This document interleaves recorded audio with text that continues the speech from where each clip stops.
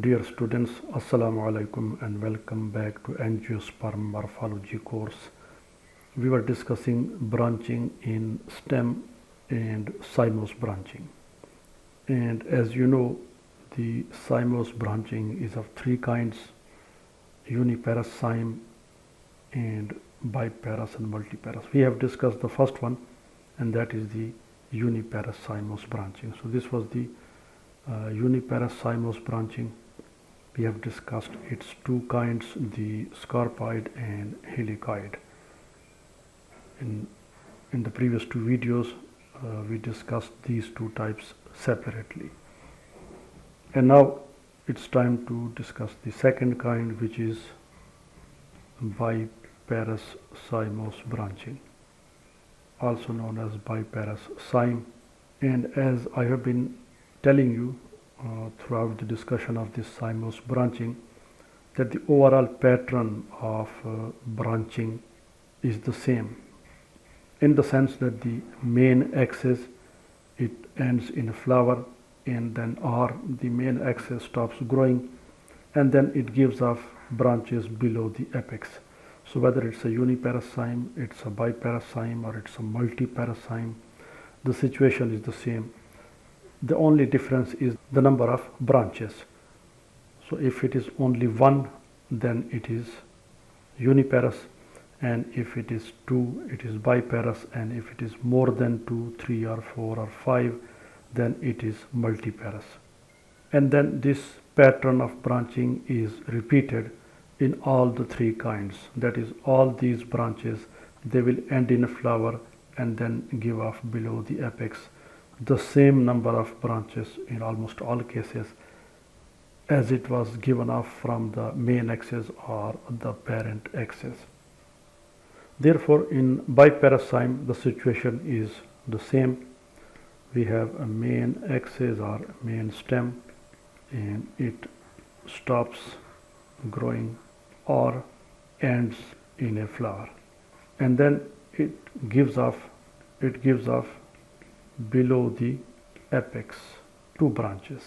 Since it's a biparous cyme, so only 2 branches are given off, and these 2 branches, which refers to these 2 branches, which also stop growing or end in a flower. So the situation is something like this, as I have just drawn. This is the main axis, it ended in a flower, and below the axis, these are the leaves, and it has given off 2 branches, and these 2 branches, they again end in a flower. So actually I am repeating this again and again just to give you an idea that whenever you have to describe either of these 3 kinds of cymose branching, then fortunately or unfortunately you will have to go through all this description in either case. That's why I'm repeating it again and again. Otherwise, hopefully now you remember the main steps. Once again, main stem, it stops growing or it ends in a flower. The apex ends in a flower of the main axis, and then it gives off branches below the apex. How many branches? 2 branches, since we are discussing biparous cyme. And these 2, which, as I just said, it refers to these 2 branches. So these 2 branches, they also stop growing or they also end in a flower. So here it is. And when they end in a flower, and now to wrap up, instead of repeating it again and again, they branch. Now it can be stated variously, and one of them is they branch in the same manner, or to make it more meaningful, this branching pattern is repeated in the subsequent daughter axis. So this is plural, so we have EAXES. So this branching pattern is repeated in the subsequent daughter axis, and this is biparous cyme. So we have main axis ended in flower, 2 branches, and then they again end in a flower. So these are the 2 leaves, in the axils of which 2 more branches have arisen, leaves here, So if you like, you can take it one step further. So this is biparous cymose branching. One thing that you should remember, we are discussing branching in stem. A similar situation exists in inflorescence. We also have racemose inflorescence and cymose inflorescence, and then in the cymose inflorescence we have exactly these three kinds: uniparous, biparous and multiparous. So you are requested not to confuse branching with the inflorescence. That is the flowering pattern, how inflorescence develops, and this is the branching of the stem. So remember, we are discussing branching and not inflorescence. As I said earlier, if you remember in the previous videos, that the biparous and multiparous cymose branching are rather rare as far as angiosperm is concerned. There are few examples like mistletoe, and also you can give 4 o'clock plant, Mirabilis jalapa, also known as 4 o'clock plant. Mirabilis jalapa guleabasi, I think it is pronounced. So this was biparous cymose branching. Before starting the discussion of final cymose branching kind, that is the multiparous, there are a couple of important points to remember or to consider when discussing biparous cymose branching. And that is, in biparous cymose branching, what happens that this particular part, the tip of the main axis or even the tips of the branches, they fall off. And when they fall off, what happens? Let's remove them with the eraser. So as you can see, this particular branching pattern just resembles, or almost exactly resembles, what we call dichotomous. It seems as if the stem has branched from its tip into two branches, and those two branches have again divided at their tips into two branches. So as you can see, since with the eraser I was unable to remove this part, so it's still visible, but actually it falls off, and it gives the impression of a dichotomous branching, and this is what we call false dichotomy. So what is false dichotomy? False dichotomy is that the actual branching pattern is biparous. The branching pattern, it is biparous, but what happens that the tips of the main axis as well as daughter axis, they fall off. So when they fall off, they give the impression of false dichotomy. So how do we come to know that this is like this one, that this is biparous cyme and it is not dichotomous? So there are couple of ways you can determine it is a biparous cyme and not a dichotomous branching. So next is how to confirm a biparous cymose branching. How it can be determined, or we can be sure that this is a biparous cymose branching and not dichotomous branching. So there are a couple of ways. One of them is scar is left behind where the tip or the flower falls off. So usually a scar is present at the point, for example, this is cymose branching.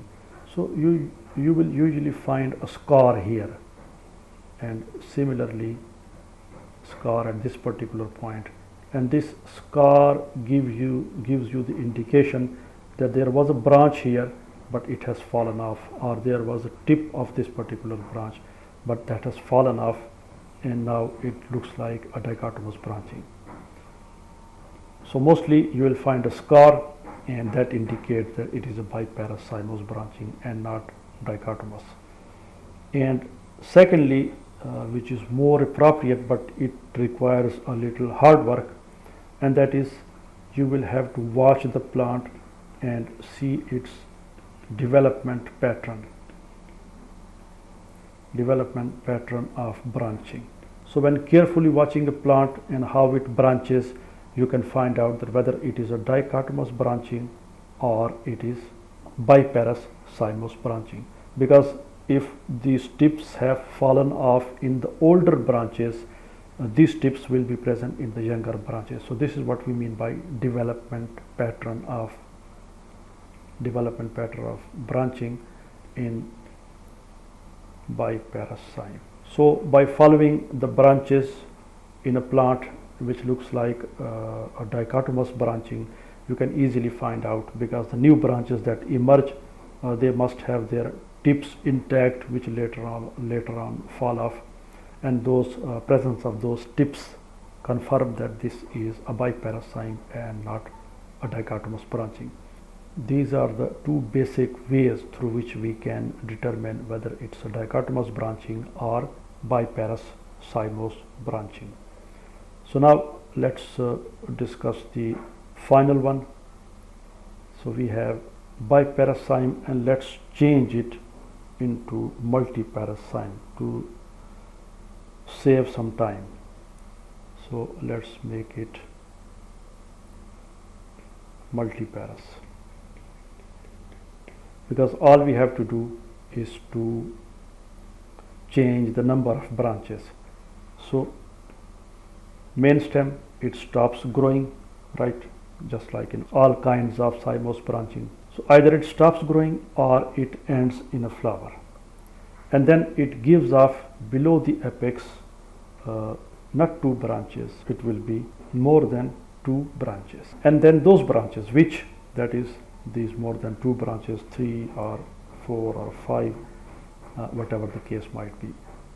So these branches, they also stop growing or end in a flower, and then they branch in the same manner, or this branching pattern is repeated in the subsequent daughter axis.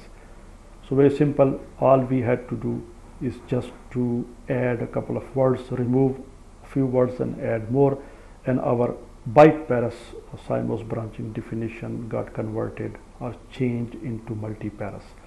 So we added here the word multi and removed the biparous cyme, and then gives off more than 2, because 1 is uniparous, 2 is biparous, and more than 2 is multiparous. So more than 2 branches, and the rest is the same in case of biparous, uniparous, biparous or multiparous. So let's draw a diagram. So this is the main axis, it has ended in a flower, and then below the apex it has given off, say, 1, 2 and 3 branches. 1, 2 and 3 branches. All of these branches have again ended in a flower, and then this branching pattern will be repeated in all the 3. So 3 here, and then 3 here,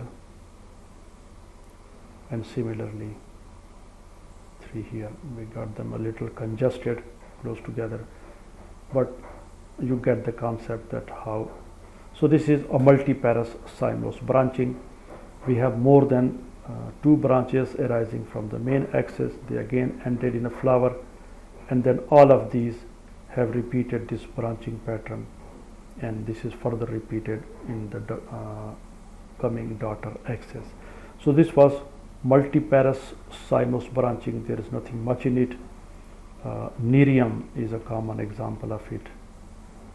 Nerium oleander, it belongs to Apocynaceae family, dogbane family. Nerium oleander. So this is a multiparous cymose branching. So this concludes our discussion of cymose branching. In fact, the branching in stem. From the next video we are going to start inshallah the types of stem. So thanks for watching, and see you in the next video.